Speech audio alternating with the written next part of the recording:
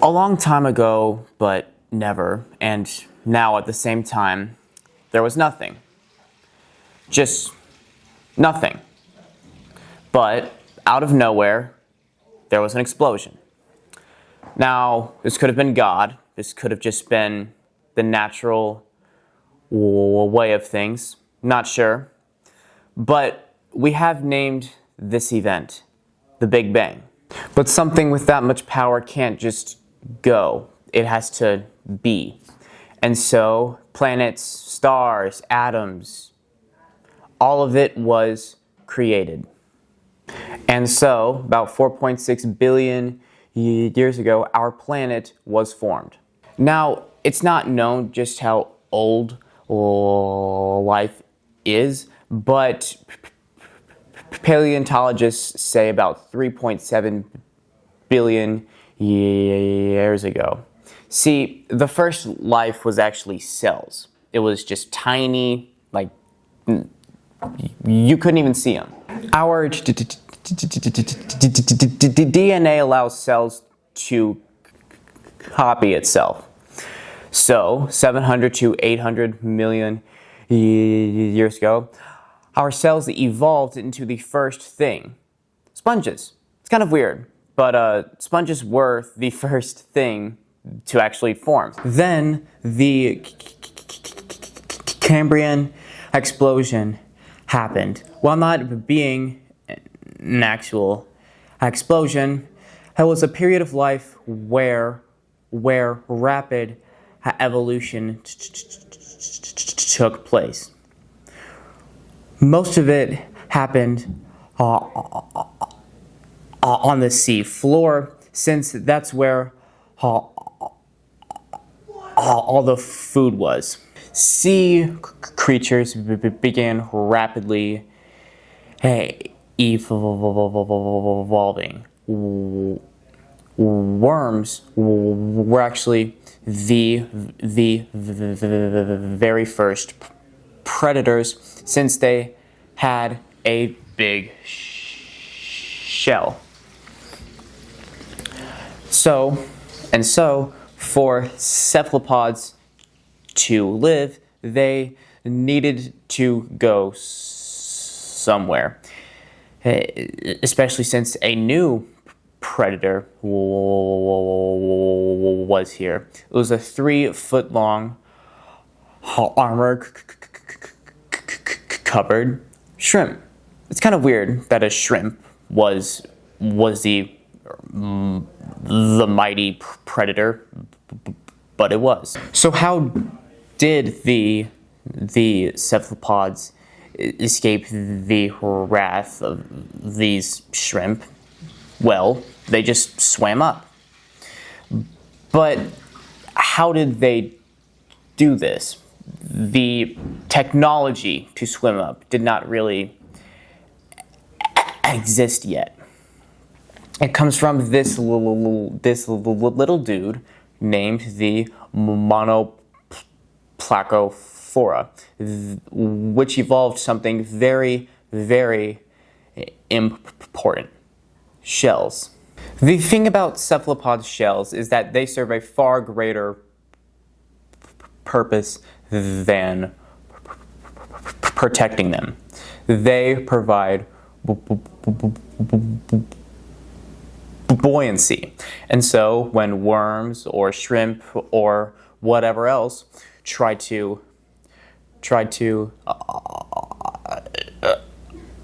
attack them, they could just float up. And so because they could just float up, the Monoplacophora dominated the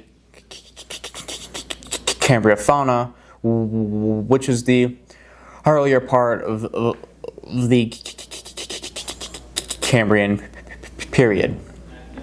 But cephalopods also developed this little thing called a siphuncle, which was a device that allowed them to control the salinity in their blood. With this device in combination with their shells, cephalopods grew big, really, really big. And with their new ability of jet propulsion, they absolutely ran the waters. They could grow 6.5 feet, sometimes getting up to 12 feet, like the Endoceras gigantum, which was a terrifying predator. But they were really, really slow, since there was no need to be quick yet. And despite their size, they were probably scavengers.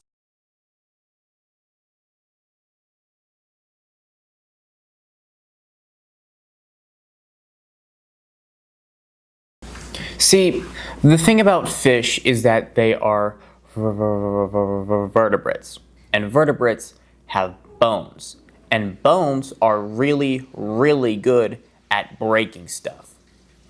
Imagine it like this. Cephalopods have a box around them, right? So like here, and then there's a box, okay? Fish have a suit of armor, right? And obviously, you would take the latter.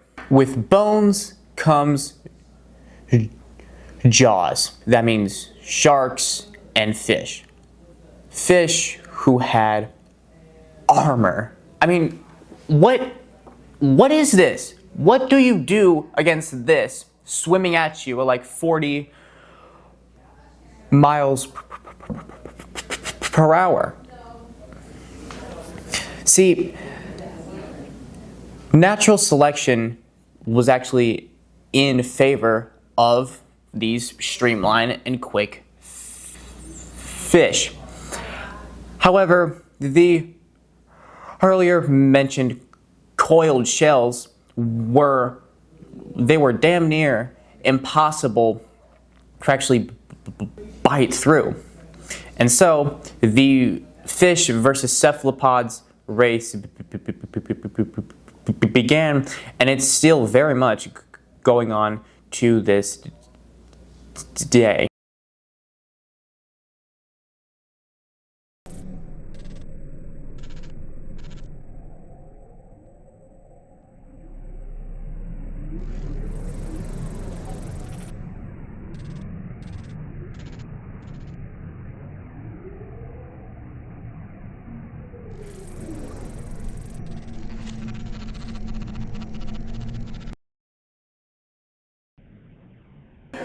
The Great Dying was catastrophic, and even that is not doing it justice. 96% of all marine life and 70% of all terrestrial life were wiped. So what could possibly kill everything?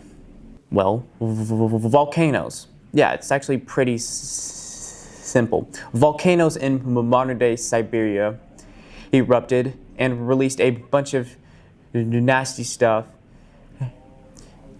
into the atmosphere. But importantly to our cephalopods, the seafloor and the water within the sea became toxic, really, really toxic, as well as having the water not contain enough oxygen to suit the swimming creatures. But nautiluses can live when oxygen levels are abnormal. They have the ability to control their metabolism, which basically means they don't need to eat. Cephalopods survived. But the fish weren't as lucky. The toxic water made it impossible to breathe. And so they went the only other place that had breathable air, which was land. It's difficult to really contextualize just how crazy it is that fish just crawled out. Like, imagine if we all just grew wings. That's basically what happened. But it did. And with these new animals, in a freshly extinct continent, they grew and grew and kept growing until they became dinosaurs. Once again, I want to contextualize just how absurd it is that there were 50-foot lizards on crack just running around. Like, what is this? How do you survive against this? And even crazier, they went back. They went back into the ocean.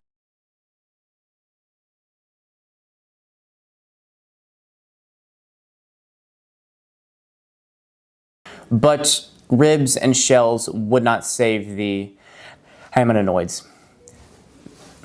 Evolution just favored the quicker and more streamlined creatures. Shelled cephalopods simply did not have a seat at the table, so something had to change. Coleoids and shelled cephalopods, while despite being in the same class, they are completely different creatures. They had an internal shell so they could swim faster, and they had shell guards to counterweight them. They are the cooler and more exciting cephalopods that you think of, so squids and octopus, them, the fun ones, I guess you could say. They behave like vertebrates even, swimming fast and hunting everything they can, including each other. Without a conky shell, the cephalopods developed ink to spray, which you can actually find in fossils. Cuttlefish can use polarized light or glare to communicate. It goes without saying, but coleoids are really, really smart. Some can form schools like fish for protection, breeding, or hunting, with some being able to get into the thousands. But coleoids still had more evolving to do. They needed to get rid of that shell. Octopus and vampire squid can actually show this process really neatly. First off, vampire squids are not actually squids. They are octopus. I'm not sure who made that mistake, but they did. They actually, I guess they look a lot like squids. Well, they actually look like demons, but whatever. So, sometime in the Jurassic, the vampire pod, or just octopus and vampire squids, split itself into octopus and vampire squids. Only a single species of that vampire family lives today, which is the vampire squid. But at the beginning of the Cretaceous, the octopus split again.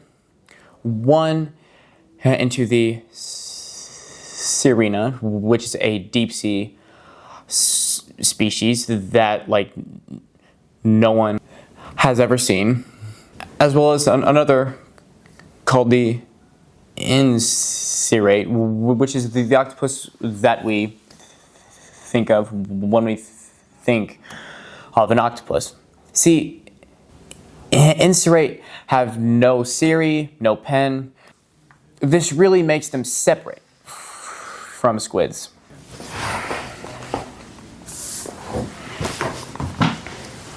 So here we are. We're at the end of the Cretaceous and we are chilling. We have octopus, squids, cuttlefish, ammoninoids. What's that?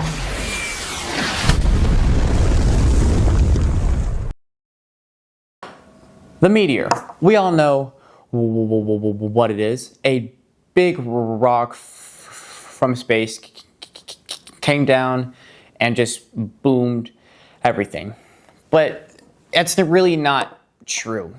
When the meteor hit the Gulf of America, it was more like a nail in the coffin as opposed to shooting a gun. See, in the Gulf of Mexico, there are sulfur deposits, really big and a lot of them.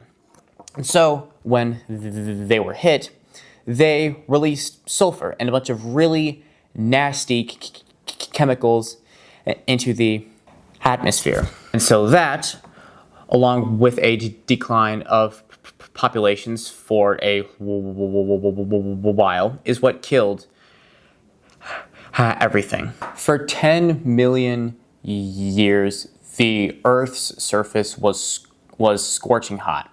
But the continents drifted and the planet flourished, and it gradually cooled itself down over the course of a few more million years. And we're here now. Fun fact, the amount of carbon dioxide that we're putting into the air is on pace to be the same amount of carbon in the air during that 10 million year period that the Earth was scorching. So keep that in mind.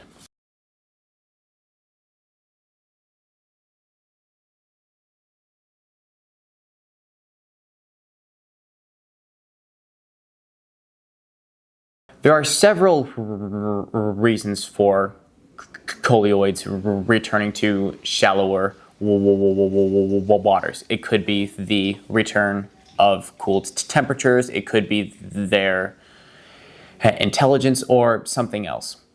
As I said before, they're really, really smart. Octopus, especially, they have been observed playing with toys, playing tug of war, and many other games. Kind of like a dog, but a lot smarter. Octopus may actually be the only creature on the planet that can actually think. They might be conscious. Philosophers and scientists have speculated that on this question for thousands of years, but why do we exist? Well, octopus apparently have the same thoughts. Octopus feel, they hurt, they feel excitement. It really is inconvenient for a cephalopods that yet another super massive predator has come to wipe them all out, especially since they couldn't camouflage themselves like their octopus counterparts. Well, that's a lie. Squids could camouflage themselves in a way arguably more important than visual camouflage. They could camouflage themselves from echolocation. They did this by completely shedding their shells. Because remember, octopus still have internal shells, but squids used ammonia, which erases their shell as well as their fossil history. And so, with nothing to bounce off of, they became very, very hard to sense from echolocation. So, octopus can camouflage and just go on the defensive. Squids can just swim away and sometimes kill their predators. So then what is the little shell doing there? Nautiluses literally have zero business being alive. They should have went extinct forever ago. Well, as it turns out, some cephalopods are actually good parents. See, cephalopods are famous for ditching their kids after birth, but nautiluses actually spend a lot of time and energy raising their kids. This, by proxy, also means that squids and octopus get their remarkable intelligence by themselves. Nautiluses live in Australia, just like everything else, but are trying to spread out and flourish. But humans are preventing that. I don't think people really get just how fast humans have taken over. Like, we've been here for 200,000 years, and the first animal existed 800 million years ago. And in the short time, we continue to find ways to expand our carrying capacity to the levels that are not natural. That is what starvation is. We cannot support 8 billion of us on this planet. It ain't happening. So where are we now? Well, we have the squids, the most abundant and fierce kind of cephalopods. There is the octopus, the most well-known and fascinating species, and the living fossils, the nautiluses, who have somehow managed to survive almost 300 million years. But we won't be enjoying these wonderful creatures for long. The way we treat our planet, the way we treat each other, the way we treat animals, we're not lasting more than 200 years this way. We might be dead in 50. I find it poetic that everything we have now was started by an explosion. We think of explosions as violent and destructive, but the Big Bang created us. Perhaps the Big Bang was not an explosion. Perhaps it was God. Perhaps it was a higher force just summoning us into existence. But whatever that was and whatever happens next is in our control. We can stop the extinction of Earth. We can't stop everything, though. So instead of colonizing Mars or some shit, we need to fix what we have going on here. So please, I encourage you, do what you can, and thank you so much for watching.